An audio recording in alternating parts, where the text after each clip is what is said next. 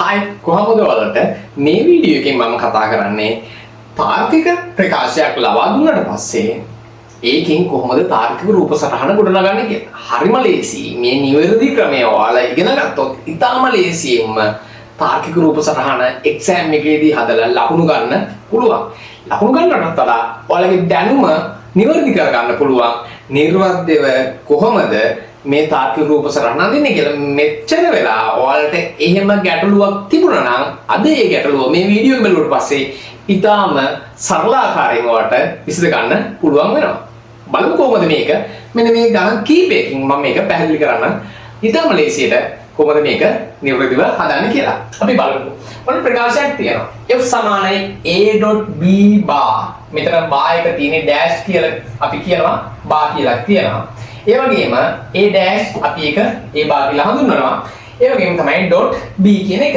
එතකොට මේ සම්පූර්ණම ප්‍රකාශය ප්‍රධාන කොටස් දෙකකින් නිර්මාණය වෙලා තියෙනවා. එතකොට ඔයාලා ඉගෙන ගන්න ඕන පළවෙනි දේ මේ ප්‍රකාශයක් දුන්නට පස්සේ ඒක කොහොමද නිර්මාණය වෙන්නේ කියලා.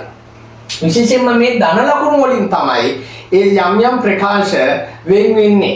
ඒ ප්‍රකාශ කොටස් බවට පරිවර්තනය වෙන්නේ ධන ලකුණු වලින්. අපි බලමු කොහොමද ඒක කියන්නේ කියලා මම එක වෙන් කරගන්නවා. මේක එක රවුමක් විදිහට අරගන්නවා මේක තව එකක්. හරි. දැන් මේ රවුම් දෙක එකතු වෙලා තියෙන්නේ ධන ලකුණේ. ධන නම් ඔයාලා දන්නවා මොකක්ද ගේට් එක. ධන කියන්නේ O ගේට් එක. ඩොට් එක තිබුණා. ඒක මොකක්ද? AND ගේට් එක. හරිද? ඔය ප්‍රධාන ගේට් දෙක තමයි ඇත්තටම රූප සටහන වල වැඩියෙන් ඉන්නේ. එහෙනම් මොකක්ද අපිට අඳින්න තියෙන අවුට්පුට් එක? F. ඔන්න එනම් මම F අකුර ලියා ගන්නවා. දැන් මේක විශේෂත්වය තමයි මේක අපි හිතමුකෝ මේ ලොජික් ගේට් එක ආරම්භ වෙන්නේ ආදාන වලින් කියලා. ඒ කියන්නේ මේ මගේ වම් අත පැත්තේ. ඒක අවසන් වෙන්නේ මේ දකුණු අත පැත්තෙන් කියමුකෝ. එතකොට අපි මේක ඇත්තටම රූප සටහන අඳින්නේ මෙන්න මේ අවසානයේ ඉඳන් ආරම්භයට. අවසානයේ ඉඳන් ආරම්භයට අපි අඳිනකොට මේක සරලව නිවැරදිව අපේ ඔළුවට යනවා කොහොමද මේක කරන්නේ කියලා. ඒ කියන්නේ මම මෙන්න මේ පැත්තට තමයි දැන් රූප සටහන ඇඳගෙන ඉන්නේ. හරි.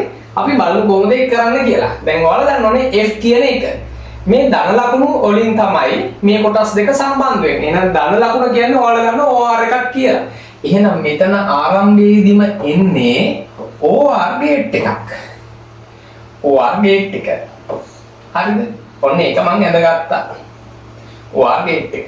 එහෙනම් OR ගේට් එකේ අවුට්පුට් එක එන්නේ F. එහෙනම් F කියන්නේ අපි දන්නවා මෙතන දැන් මොකක්ද? a.b bar ධන a bar.b කියලා. හරිද? ඔන්න දැන් අපි ඊගා ප්‍රධාන කොටස් දෙක අඳින්නේ. අපි දන්නවා මේ දෙකේ එකතුවනේ මෙතනට ඇවිල්ලා තියෙන්නේ. එහෙනම් ආදාන දෙක වෙන්නත් ඕන මෙන්න මේ කොටස් දෙක. එහෙනම් අපි මේ කොටස් දෙක ලියාගමු. a.b bar අනිත් එක තමයි a bar.b. දැන් අපි මෙහාට එන්නේ අවසාන ඉඳන් ආරම්භයට තමයි ඇදගෙන එන්නේ. හරි.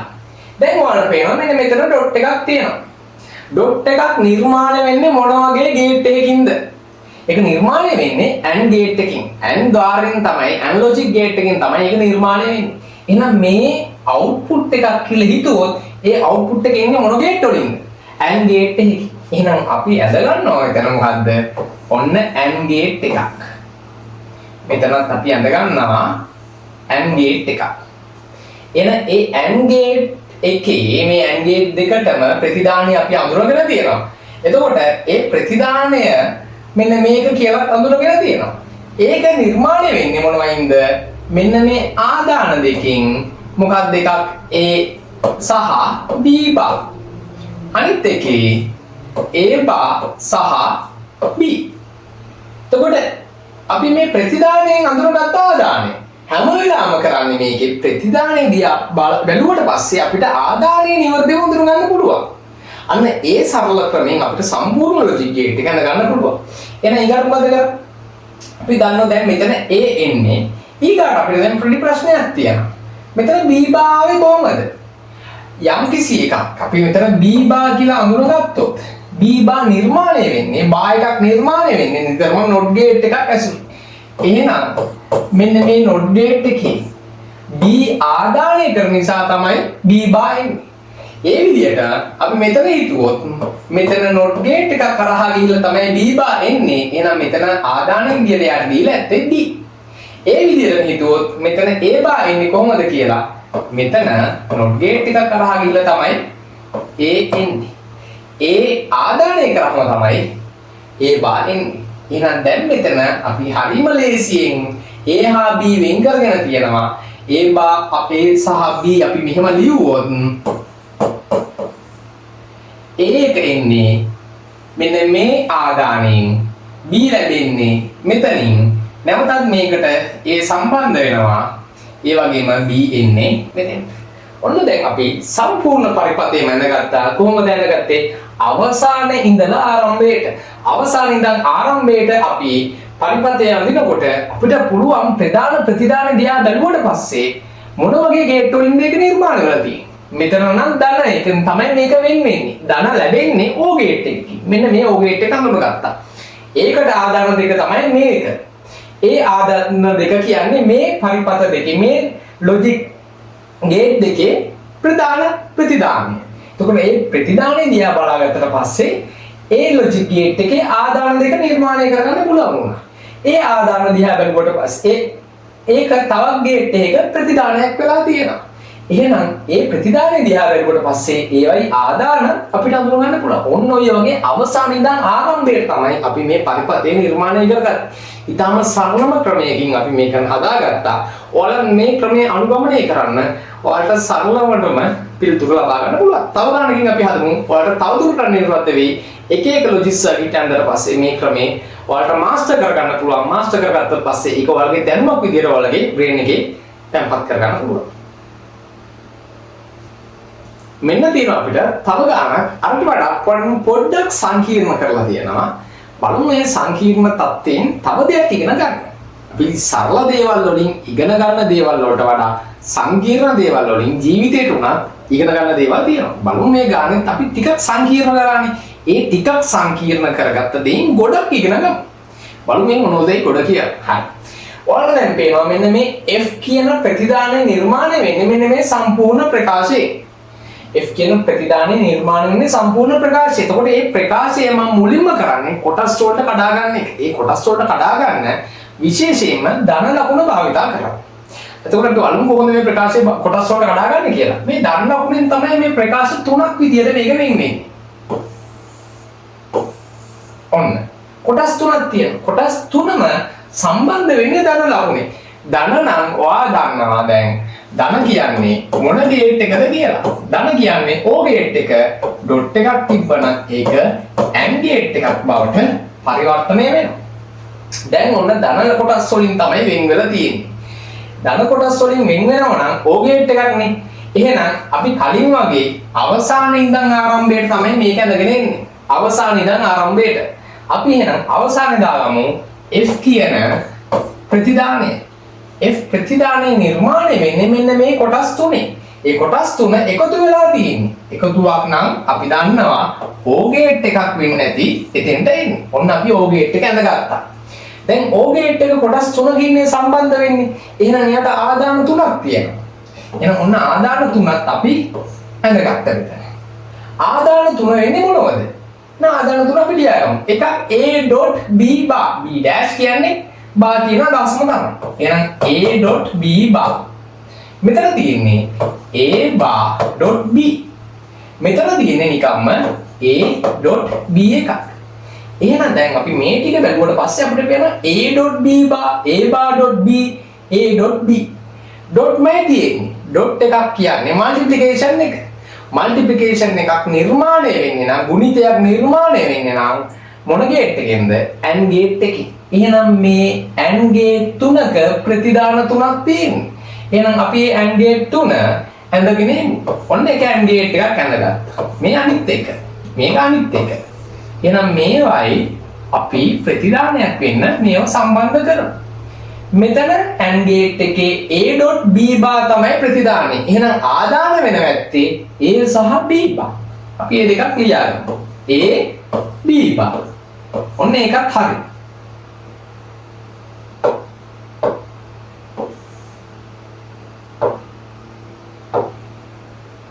එකක් තමයි B bar. අනිත් එක A bar dot B. B එකක් ලියමු. A bar අනිත් එක මෙතෙන් ලැබෙනවා B. මේකේ AB. එහෙනම් එක ආදානයක් A අනිත් එක B. හරි සරලව දැන් අපි අන්තිම මොහොතට අන්තිම ලේයර් එකට ඇවිල්ලා තියෙනවා. දැන් මේකේ ඔයාලට පේනවා මෙතන B bar මෙතන A bar bar එකක් නිර්මාණය වෙන්නේ නම් A bar නිර්මාණය වෙන්නේ කවුරු හරහා ගිහිල්ලාද? A කියන ආදානයේ not gate එකක් හරහා ගියාම. එහෙනම් B bar එන්නේ කොහොමද? B කියන ආදානය not gate එකක් ඇතුලෙන් ගියාට පස්සේ B bar වෙනවා. A bar නිර්මාණය වෙන්නේ. එහෙනම් ඒකත් එන්න වෙන්නේ එහෙමම තමයි. A කියන ආදානය not gate එකක් ඇතුලෙන් ගියාට පස්සේ A bar කියන එක ලැබෙනවා. දැන් අපිට හරිය ලේසි මෙන්න මේ AB කියන ආදාන දෙකෙන් තමයි මේ ඔක්කොම ඇවිල්ලා තියෙන්නේ කියලා අඳුරගෙන තියනවා. දැන් අපි ඒව සම්බන්ධ කරමු. මේක A ට සම්බන්ධ වෙන්නේ. මෙතනින් B එනවා. මේ A එක මේකට සම්බන්ධ වෙන්නේ. මෙතනින් නැවත B ට සම්බන්ධ වෙනවා. මේ A එක මේකට මේක B ට. ඔන්න දැන් AB ඇසුරින් අපි මේ ප්‍රකාශයට අදාළ logic gate එක නැත්නම් තාර්කික පරිපථය අඳගෙන ඉවරයි. AB වලින් ආරම්භ වෙලා F වලින් අවසන් වෙනවා තියෙනවා. නමුත් අපි මේක ඇඳගත්තේ පිටුපස සිට ඉදිරියට. මේ ක්‍රමෙන් අපි හරිය ලේසියට විශාල ගැටලුව කොටස් වලට කඩාගෙන පොඩි කොටස් වලට කඩාගත්තට පස්සේ ලේසිම පරිපථයක් නිර්මාණය කරගන්න පුළුවන්. අපි තව ගානකින් හදමු මොනවද වෙනස් ක්‍රම භාවිතා කර ගණන් එන්න සංකීර්ණ කරගත්තට පස්සේ අපේ දැනුමත් එන්න වැඩි වෙන එක තමයි තින්නේ. අපි ඊගා ගන්නොත් බලමු අලුත් දෙයක් ඉගෙන ගන්න. මෙන්න තියෙනවා තවත් සුවිශේෂී ගාන. මම පොඩ්ඩක් තවදුරටත් මේ ගාන සංකීර්ණ කරලා තියෙනවා. බලමු මේ සංකීර්ණ කරගත්ත එකෙන් තව මොනවා හරි දෙයක් ඉගෙන ගන්න පුළුවන්ද කියලා. හරි. මෙන්න මේ F කියන ප්‍රකාශය වරහණක් දාලා තියෙනවා. වරහණ ඇතුළේ ප්‍රකාශයක් තියෙනවා. වරහන් එළියෙන් මම ඩෑෂ් එකක් දාලා තියෙනවා. ඒ කියන්නේ බා එකක් දාලා තියෙනවා. එතකොට මේක අපි පොඩ්ඩක් සරල කරගමු. මේක අපි හිතන විදිහ වෙනස් කරගමු. මම මෙන්න මේ සම්පූර්ණ ප්‍රකාශයම x කියලා ගන්නවා. එතකොට දැන් අපිට ඔළුවට මැවෙන්නේ f සමානයි x ගේ බා. ඒ කියන්නේ මෙන්න මෙහෙම එකක් තමයි ඔළුවට එන්නේ දැන්. f සමානයි x ගේ බා. මේ සම්පූර්ණ එකම මම පොඩි මයින්ඩ් එකකින් රැවටීමක් කරා ඒක පොඩි ප්‍රකාශයකට සමාන කරලා x බා කියලා. එතකොට අපිට දැන් හිතන්න පුළුවන් මේක දැන් අර ලොකු එක හරි පොඩියට අපිට හිතන්න හැකියාව තියෙනවා. ඔය වගේ මයින්ඩ් ට්‍රික්ස් එකක් භාවිතා කරාට පස්සේ එහෙනම් x bar කියන්නේ මොකද්ද? x bar ලැබෙන්න නම් x කියන එක not gate එකක් කරහා ගිහිලා තියෙන්න ඕනනේ. එහෙනම් මේ bar එක එන්න නම් අපි දැන් හැම වෙලාවෙම වගේ අවසාන ඉඳන් ආරම්භයටනේ රූප සටහන අඳින්නේ. මේ x bar ලැබෙන්න නම් අපි මේ not gate එකක් කරහා මේ x bar ලැබෙන්න ඕන. එතකොට ඒක x bar සමාන වෙන්නේ f ටනේ. එහෙනම් අපි දන්නවා දැන් මොකද්ද? මෙතනට එන්නේ f එක කියලා. එහෙනම් මේ පැත්තේ මොකක්ද එන්න ඕන? x කියන එක not gate එකක් කරහා ගියාම තමයි මේ x bar කියන එක ආවේ. හරිද? x කියන එක මෙන්න මේ not gate එකක් කරහා ගියාම තමයි x bar ආවේ. එහෙනම් මේ x bar කියලා අපි අදහස් කරේ මොකද්ද? මෙන්න මේ වරහන් ඇතුළේ තියෙන ප්‍රකාශය.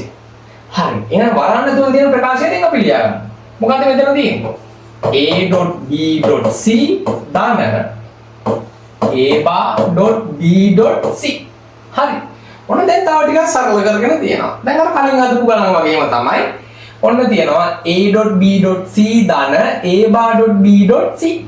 මේ ප්‍රධාන ප්‍රකාශ දෙක ධන ලකුණෙන් සම්බන්ධ වෙලා තියෙනවා. ප්‍රධාන ප්‍රකාශන දෙක ධන ලකුණෙන් සම්බන්ධ වෙලා තියෙනවා. ඔයාලා දන්නවා ධන එනවා නම් එකතු කිරීම එනවා නම් එතන මොන ගේට් එකද තියෙන්නේ? O ගේට් එක. එහෙනම් O ගේට් එක කරහා ගිහිල්ලා තමයි මේ ප්‍රකාශය ලැබෙනවා ඇත්තේ. එහෙනම් අපි O ගේට් එක අඳිමු. ඔන්න O ගේට් එක අඳින්න. හරි.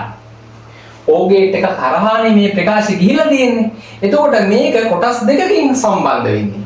අපි දන්නවා O ගේට් එක නිතර මොකද කරන්නේ? එයාට ලැබෙන ආදාන දෙක එකතුව තමයි එයා ප්‍රතිදාන විදියට දෙන්නේ. මෙන්න කොටස් දෙකක් ප්‍රතිදාන විදියට දීලා තියෙන එකතුවක් අරගෙන. එහෙනම් ඒ එකතුව දෙපැත්තේ තියෙන්නේ එයාගේ ආදාන දෙක. ඒ කියන්නේ a.b.c අනිත් එක මොකද්ද? a_b.c. හරිද? a_b.c. හරි. දැන් ඒකත් විසඳගත්තා. දැන් එන්න ලොකු ගැටලුව අපි සරල කරගෙන එන්නේ ආරම්භයට. අවසානයේ දැන් ආරම්භයට එන්නේ. හරි. දැන් a.b.c කියන්නේ ගුණිතයක් තියෙන්නේ. එතන පද තුනක් ගුණිතයක් විදියට ප්‍රතිදානයක් විදියට දීලා තියෙන්නේ. එහෙනම් කවුද මේක දෙන්නේ නැත්තේ? කවුද කිව්වට පස්සේ අපිට හොයාගෙන ගියාට පස්සේ ගුණිතය මතක් කරාම අපි දන්නවා මොකද්ද? ගුණිතයක් දෙන්න නම් එතන AND ගේට් එකක් තියෙන්න ඕන. එහෙනම් මේ AND ద్వාරයක් කරහා ගිහිල්ලා තමයි ABC මොකද වෙන්නේ? මේ විදියට ගුණිතයක් විදියට දීලා තියෙන්නේ. එහෙනම් ඒ ක්‍රමයෙන්ම මෙතනත් හිතුවොත් මෙතන මේ ගුණිතය දීලා ඇත්තේ කවුද? ඒ AND ගේට් එකක්ම තමයි. එතන දීලා තියෙන්නේ a/b c. හරි. දැන් මෙතන තව පොඩි ගැටලුවක් තියෙනවා. a කෙනෙක් ඉන්නවා. a කවුද දෙන්නේ? a දෙනවා නම් බා එකක් දෙනවා නම් විතර අනිවාර්යයෙන්ම කවුද ඉන්නව ඇත්තේ? not ගේට් එකක් තමයි ඉන්නේ. එහෙනම් මේ a කියන කෙනත් අපි not ගේට් එකක් විදියට ඇන්දට පස්සේ ඔන්න මෙතන එනවා දැන් a. දැන් හරි ලේසි අපිට ABC වෙනම ඇවිල්ලා තියෙනවා හරි පිළිවෙලට පැහැදිලිව. දැන් අපි මොකද කරන්නේ? ABC ආදාන තුනට මේව සම්බන්ධ කරන්න තියෙන්නේ. ඔන්න මෙතනින් එනවා A. යා මේකට සම්බන්ධ වෙනවා.